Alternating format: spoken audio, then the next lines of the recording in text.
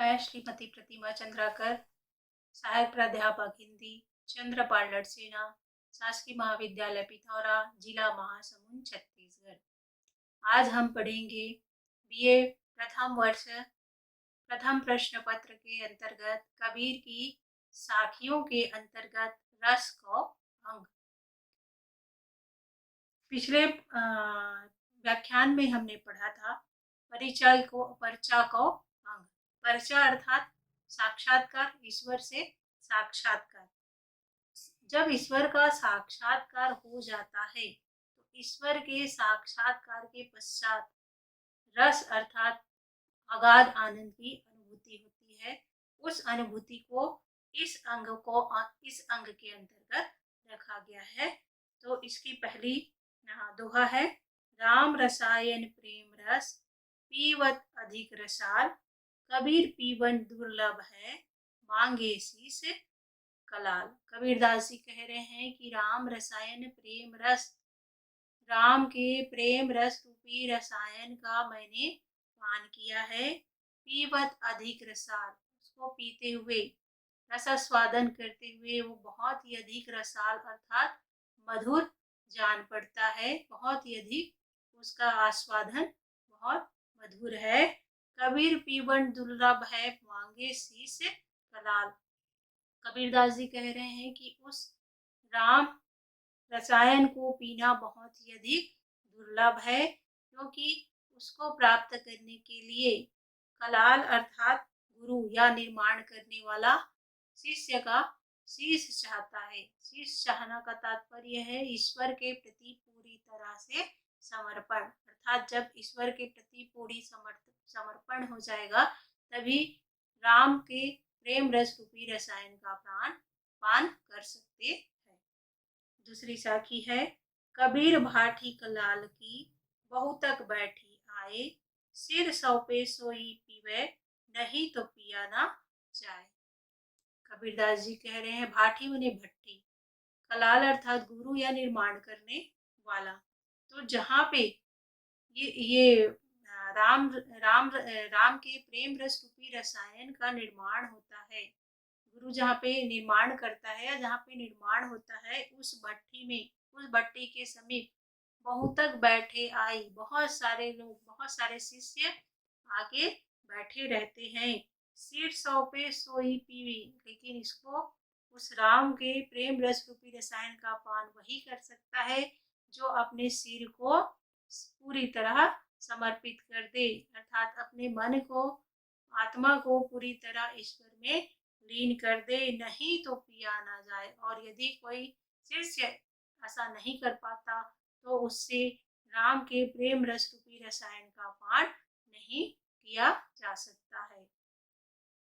अगला दोहा है, जिहि सर गहरा न डूबता, अब मैगल मली मली नहाई, देवल बूढ़ा कलशु पंसी तिसाई जाई। सर अर्थात जिहि मतलब जिस, सर मतलब सरोवर या तालाब, घड़ा न डूबता अब मैंगल मली मली नहाई, मैंगल मने मतवाला हाथी, जिस सर अर्थात शरीर रूपी तालाब पे घड़ा भी नहीं डूब सकता था, अर्थात तुच्छ छोटा वस्तु भी उसमें अपने प्यास को नहीं बुझा सकता था। अब मैंगल मली मली नहाई, उसी आत्मा रूपी सरोवर पे अब मैंगल अर्थात मतवाला हाथी मल मल कर स्नान कर रहा है।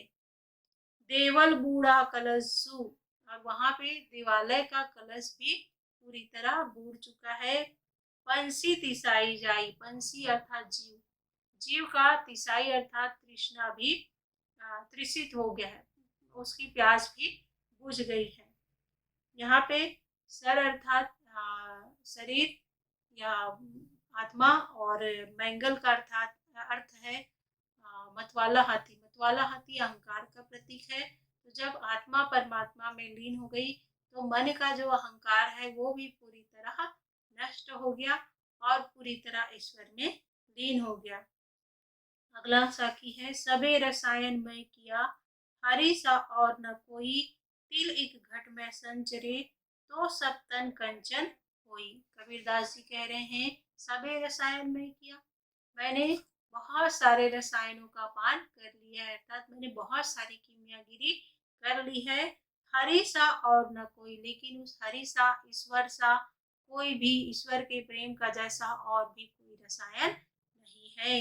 तिल एक घट में संचरे, तिल बने छोटा सा भी, क्षणिक भी इस घट अर्थात शरीर में यदि संचरित हो जाए, उस राम रूपी रसायन, राम के प्रेम रस रूपी रसायन यदि तिल भर भी इस शरीर में संचरित हो जाए, तो सब तन कंचन होई, तो सारा तन जो है कंचन अर्थात सोने के तरह हो जाता है।